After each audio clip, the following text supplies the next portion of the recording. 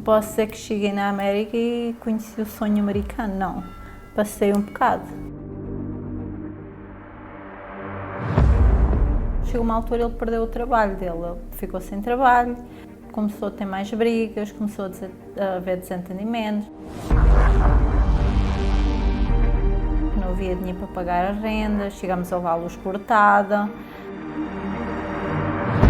A gente chegou até contar moedas para comprar pão. Eu ganhava muito ódio, tinha muita raiva.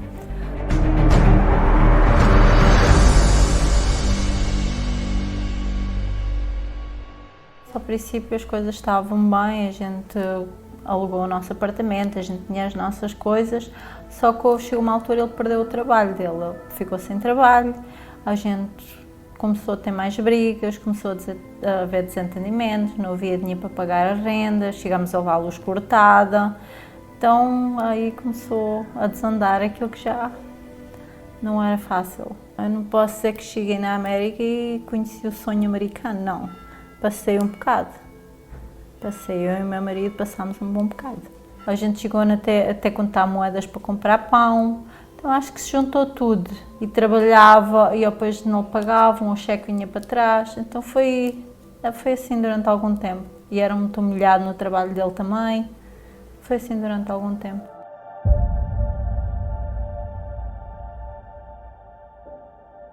A gente tinha um carro, a gente comprou um carro, acho que o primeiro carro custou $700. Quando chovia, o carro tinha um teto de abrir, quando chovia, a água entrava pelo teto de abrir, criava uma bolha e depois rebentava e a gente tomava um banho dentro do carro. A gente chega a sentir que a vida não tem sentido, assim, a gente saiu do nosso país, deixamos a nossa família e a gente chega e a gente vive aquela situação. Eu quando vivi em Portugal, Nunca passei fome, nunca fui rica, mas também não passei fome, não precisei de contar moedas. Aí vou para um país, para uma distância, sem ninguém, e andar a contar moedas, levá-los cortados, sem vergonha, porque é uma vergonha.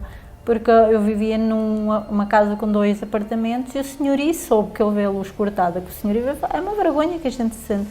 Levar papéis por baixo da porta, a pedir o dinheiro para pagar a renda e a gente não ter condições de pagar. É vergonha. E na minha terra nunca fui envergonhada, aí vou para o país dos outros sem envergonhado. A gente sente-se. A gente brigava, fazia buracos nas paredes, jogar comandos, jogar coisas uns aos outros. Eu era uma pessoa muito odiante, eu ganhava muito ódio, tinha muita raiva. Eu chegava a sair, por exemplo, a gente chegava a sair com outras pessoas da nossa idade, e enquanto eu não criasse um mau ambiente, uma briga, pusesse tudo a brigar, eu não estava tranquila. Aí punha tudo a brigar, vinham-me pôr em casa e eles saíam.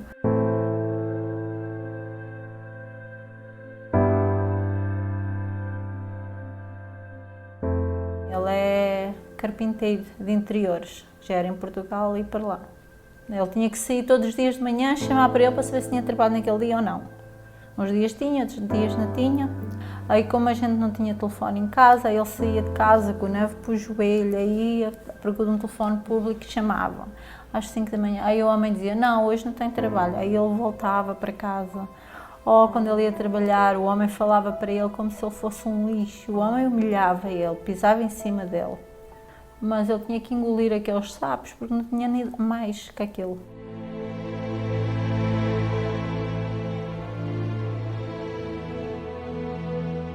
O meu marido sofria muito do estômago, ele tinha muitos problemas de estômago, ele correu vários médicos e nada resolvia a situação. Médicos e médicos, chegou a ir a bruxas, essas coisas, e nada resolvia a situação. E aí eu estava a ver um programa na televisão e vi passar um programa da igreja, aí eu mandei ele ler, não fui eu que fui, foi ele que foi primeiro. Eu mandei ele lá ir assim, já experimentaste, já foste médico, já foste de todo lado, já fizeste tudo, nada resolveu, vai lá, experimenta lá, não temos nada a perder. Aí ele foi e ele começou a ir e eu comecei a ver uma diferença nele, principalmente financeira. Eu comecei a ver a diferença financeira. Ele revoltou-se contra aquele patrão que ele tinha, ele aprendeu, foi aprendendo as coisas, ele revoltou-se que ele não tinha que ser humilhado, porque não é essa vontade de Deus na nossa vida, que a gente seja humilhado, seja pisados. Aí num dia que ele estava a chover bastante, ele subiu em cima de uma escada e estava a arranjar o telhado de uma igreja, aí ele começou-se a lembrar das palavras que o pastor falou, das coisas que ele tinha sido orientado, assim, não, isto não é a vida que Deus quer para mim. Aí ele deu uma martelada, fez um buraco no teto da igreja, desceu a escada, chegou cá abaixo, chamou para o homem e despediu-se. Não foi mais trabalhar para aquele homem. Aí decidimos, aí eu já estava indo na igreja também com ele, aí ele decidiu, eu vou começar a trabalhar por minha conta, eu vou ser cabeça, não vou ser mais cauda, vou ser cabeça. Aí a gente mandou fazer uns cartões e a gente distribuía. E, entretanto, apareceu um senhor e ele começou a trabalhar com esse senhor, enquanto a gente distribuía cartões. Quando ele vinha ao trabalho, a gente distribuía cartões. E ele começou a trabalhar com esse senhor e ele começou a apanhar muito trabalho. O senhor tinha pouco trabalho e ele começou a apanhar muito trabalho. Até que chegou um ponto que o senhor chegou ao pé dele e disse, ó, seu João, olha, eu gosto muito de você, eu gosto muito de trabalhar consigo, mas não vai dar para trabalhar mais, porque eu não aguento, é muito trabalho. Eu prefiro, você continua com a companhia, você segue em frente, mas para mim já não vai dar mais porque eu já não tinha idade para isto, porque é muito trabalho. E assim começou a nossa companhia. A nossa companhia no primeiro ano fez $100.000, no segundo acho que foi 200 e depois passou para 2 milhões de faturamento por ano.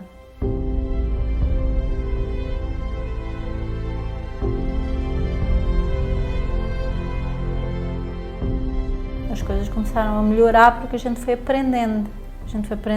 Foi vendo quem é que errava, quem é que não errava, fomos olhando para a gente próprios, corrigindo os nossos erros, a gente foi sendo orientado, fomos aprendendo e a gente próprios fomos melhorando, fomos mudando. Para a gente se conseguir entender, a gente mudou os dois, não mudou, foi um que mudou, não, mudamos os dois. Ele mudou em certas coisas, eu mudei em outras coisas, até que a gente tem harmonia em casa. A igreja é uma escola que a gente vai aprendendo e a gente vamos sendo ensinados.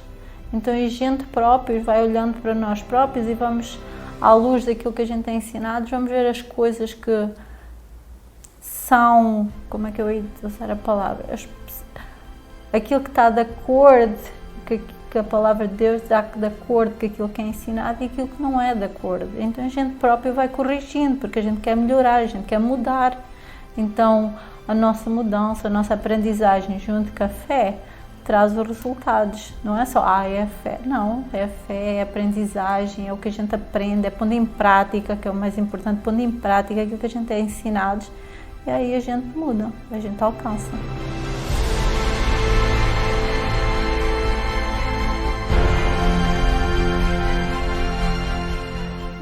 O apartamento que a gente morava, não tínhamos $475 para pagar de renda, hoje vivo numa casa que está avaliada no $1 milhão.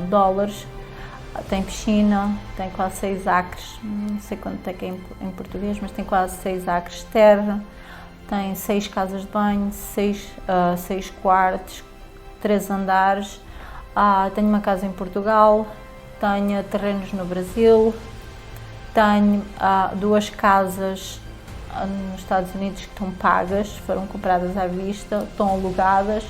Acabei de construir uma agora, nova também, foi construída com o meu dinheiro, sem empréstimos do banco. Vamos fazer a escritura que vendemos, ela vai ser vendida quase por $500 mil. Vamos fazer a escritura agora nos próximos dias. Temos a nossa empresa. O carro que a gente tinha que chovia dentro, hoje tenho um Porsche, conduzo um Porsche. Tenho um BMW aqui em Portugal. O meu marido tem uma pick-up, comprou também a zero. E fora os carros que a gente tem da companhia, dos empregados. Eu hoje, na nossa vida, aquela palavra diz que a gente comerá do melhor desta terra. Tem-se cumprido na minha vida. Eu tenho comido, vestido e vivido do melhor que esta terra tem.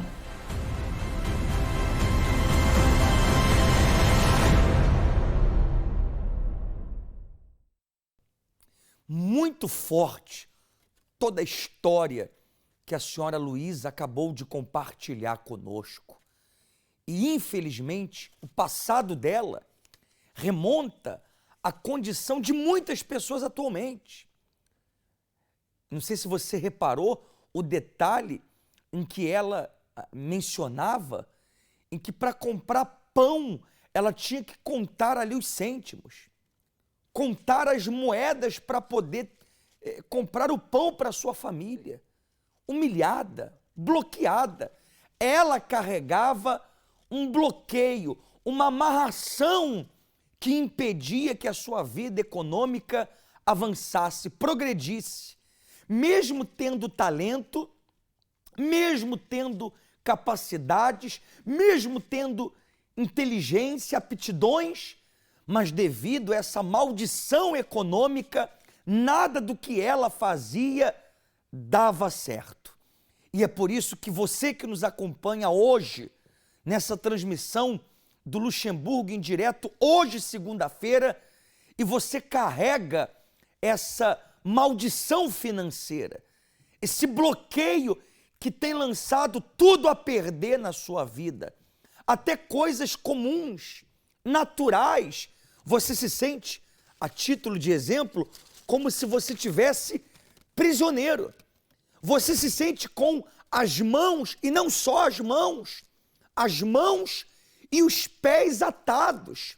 E principalmente, nos momentos mais importantes, você é aquela pessoa que procura se preparar, procura aprender, procura desenvolver o seu potencial, mas na hora de agir, na hora de tomar atitudes, na hora de tomar decisões, na hora de se impor, na hora de decidir algo importante, é assim que você se sente, amarrado, preso, bloqueado. Você, embora tenha capacidades, tudo que você toca dá errado. Aonde você vai, dá problemas. Aonde você se dispõe a realizar um trabalho, mesmo sendo você conhecedor profundo do assunto, é frustrado. Hoje, segunda-feira, é dia de quebrar essa maldição econômica que lhe perturba. Esse bloqueio, não importa as circunstâncias que estamos a viver, aquele que desenvolve o seu potencial através do pacto com a palavra, o pacto com o altar, ele prevalece, mesmo em dias como esses que nós estamos a viver. Não se intimide pelas circunstâncias. Aquele que vive pela sua fé, ele não depende das circunstâncias. Ele não se guia pelas notícias. Ele não se guia pelo que vê. Ele não se guia pelo que ouve. Ele não se guia pelo que sente.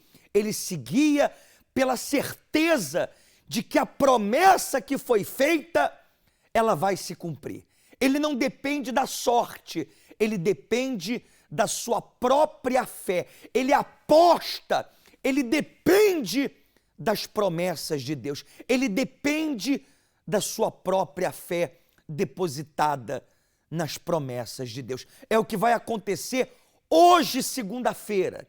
Hoje, segunda-feira, dia 23 desse mês de novembro, você tem a oportunidade de quebrar, de cancelar todo e qualquer tipo de bloqueio que havia na vida econômica e que se estendia também em outras áreas da sua vida.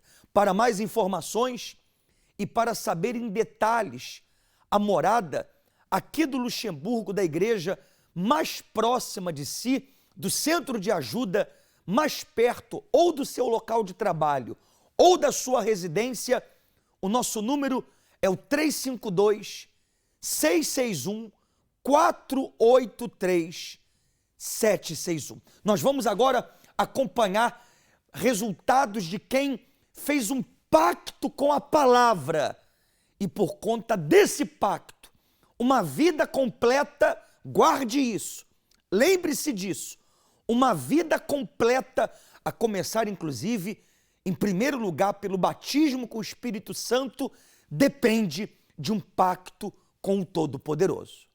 Nome é Paulo, bispo. O que aconteceu, Paulo, depois do pacto aqui no Congresso? Então, bispo, quando eu cheguei aqui na igreja, eu cheguei numa situação econômica assim complicada, porque os anos se passavam e a folhinha só mudava o número e a vida não mudava. Eu não cheguei assim com uma dívida alta, mas não tinha perspectiva nenhuma de vida, né? Então entrava ano, saía ano, a vida era sempre a mesma e aquela situação difícil, né? Porque é uma vida limitada, não pode ter nada, então era tudo assim muito difícil, né? E acompanhado disso eu era usuário de drogas, né? Eu era dependente químico, chegava a consumir 40 carreiras de cocaína por dia.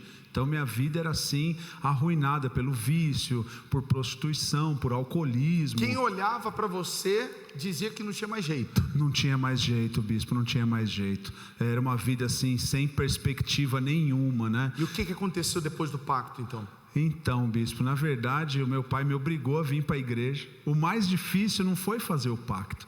O mais difícil foi eu vencer o meu preconceito que eu tinha com a Igreja Universal, porque eu odiava a Igreja Universal com todas as minhas forças.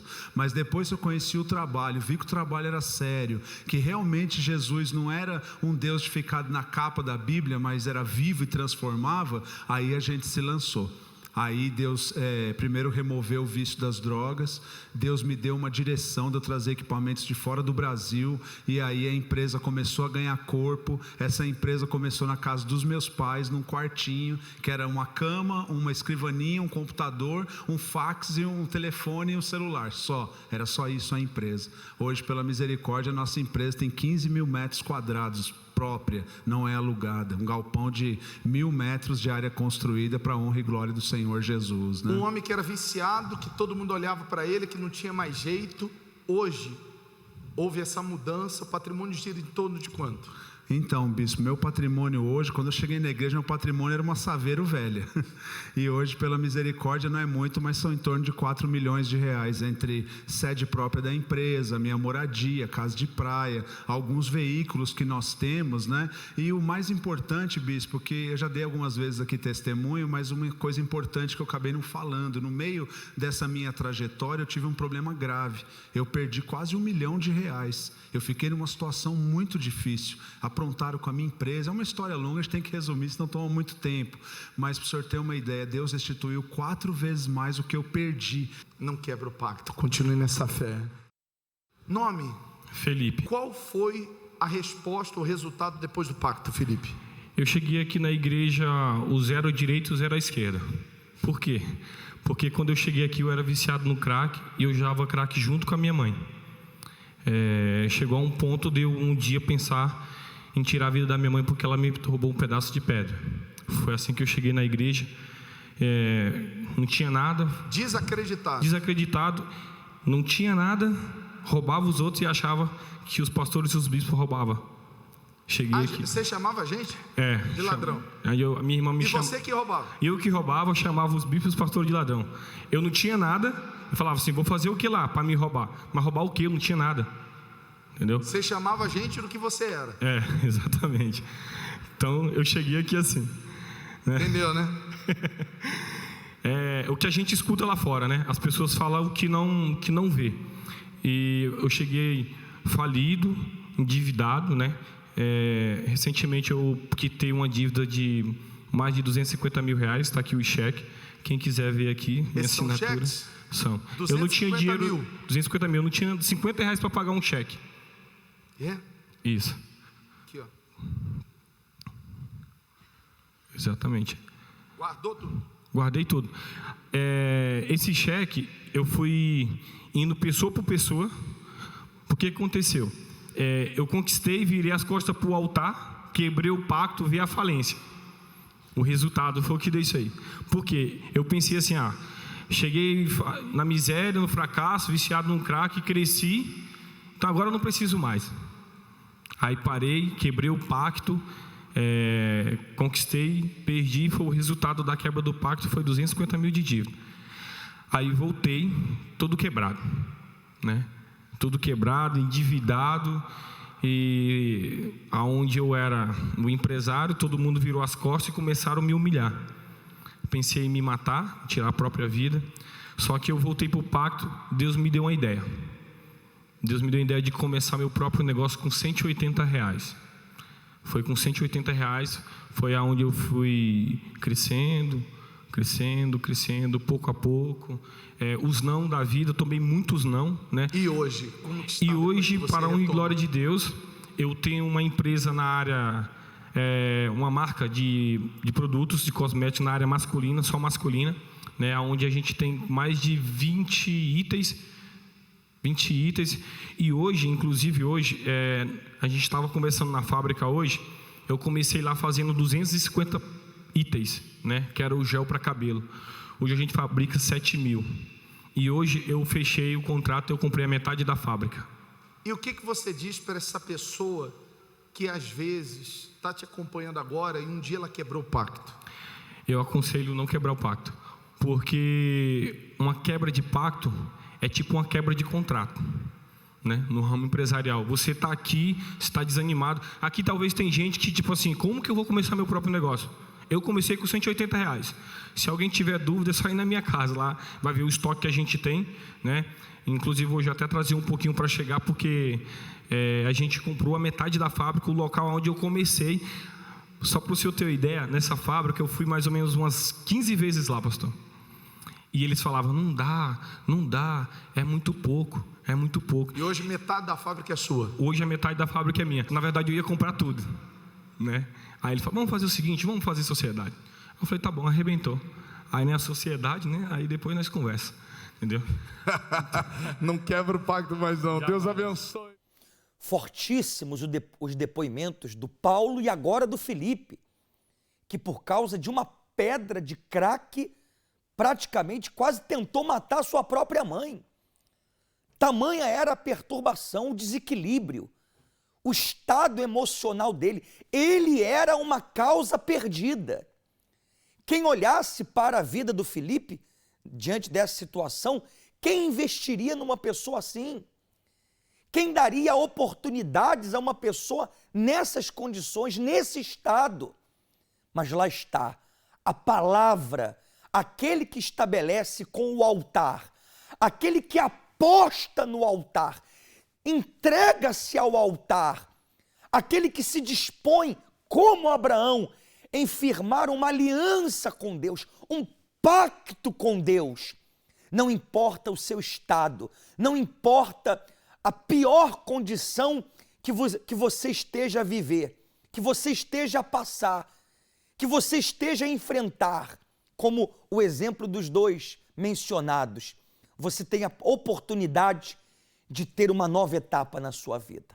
Hoje, ambos desfrutam de uma vida completamente transformada pela aliança, pelo pacto que firmaram com Deus no altar. Você tem essa oportunidade hoje, segunda-feira, de firmar esse pacto com o Todo-Poderoso, essa aliança de vida, essa entrega total, priorizando, em primeiro lugar, o reino de Deus, a justiça de Deus e, é óbvio, cremos que todas as demais coisas serão acrescentadas. Isso inclui você não aceitar uma vida de fracasso, uma vida de humilhações, miséria, derrotas, depender dos outros, comer nas mãos dos outros, viver sempre humilhado diante das circunstâncias adversas, perdas sobre perdas. Hoje, segunda-feira, como já dito, como já falado anteriormente, você tem a oportunidade de quebrar essas amarras, quebrar essas barreiras que lhe impediam de avançar, esses laços que lhe impediam de ir em frente e de ser aquilo que você tem potencial para se tornar. Por isso, aguardamos por si em uma das nossas reuniões do Congresso para o Sucesso, hoje, segunda-feira. Às 10 horas da manhã já tivemos, agora à tarde às 15, 18 e especialmente às 19h30, hoje, quebrando todo esse bloqueio, todas essas maldições que impedem da sua vida financeira avançar, dos seus caminhos, dos seus projetos, dos seus objetivos de vida tornarem-se realidade, saírem do papel e se concretizarem. A morada aqui da nossa sede nacional é Place de Strasbourg, número 4, a 300 metros da estação central dos comboios, a principal estação central de comboios aqui do nosso país e da nossa capital. Não só na nossa sede, mas em todas as nossas moradas. Para mais informações, o contato é o 352-661-483-761. Não perca essa grande oportunidade, não apenas de conquistar o que é material, mas de conquistar uma novidade de vida. Aquele que coloca, entende e coloca Deus, o reino de Deus, o Espírito de Deus, em primeiro lugar na sua vida, alcançará uma vida plena, uma vida completa. Toma essa decisão de colocar Deus em primeiro na sua vida, à frente de tudo, à frente de coisas e de pessoas, e você obterá além, infinitamente mais do que você pensa e do que você imagina. Que Deus abençoe a todos e ainda hoje, segunda-feira, em todas as nossas moradas, no Luxemburgo, aguardamos por você. Eu já me senti sozinho, mesmo cercado por uma multidão. Eu já dei um sorriso só pra disfarçar a dor no meu coração. Eu já fiquei em silêncio só pra não falar e começar a chorar. Eu já abafei o choro com um travesseiro só pra não gritar. Eu já me senti esquecido, não só por pessoas, mas até por Deus. Eu já questionei se Deus faria de verdade tudo que me prometeu. Eu já disse que estava bem, mesmo estando com o peito apertado. Eu já tive que cantar quando a vontade era só ficar calado. Mas sempre que olho pra trás e vejo onde cheguei, eu vejo como Deus cuidou de mim, por isso eu não parei. Sem Ele eu não venceria tudo o que eu venci. Com minhas próprias forças eu não estaria aqui. Até quando esteve em silêncio foi pra me ensinar. E quando testou meus limites me fez avançar. Tudo que permitiu foi para me moldar e me fortalecer. E com Ele ao meu lado eu não tenho mais o que temer. Sempre esteve aqui, nunca me deixou sozinho. Sempre esteve aqui, me ensinando a caminhar e a perder meus medos. O segredo de eu não desistir é que Deus sempre esteve aqui. Sempre esteve aqui, me levando quando eu não tinha mais forças. Sempre esteve aqui, era Ele a razão que me fez insistir. De dia, de noite, de madrugada, Deus sempre esteve aqui.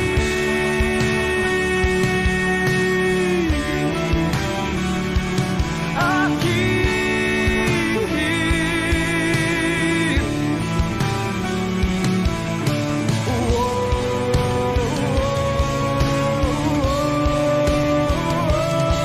Sempre esteve aqui, nunca me deixou. Sempre esteve aqui, me ensinando a caminhar e a perder meus medos.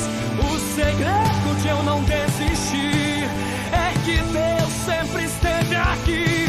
Sempre esteve aqui, eu sinto Ele aqui. Sempre esteve aqui, me levando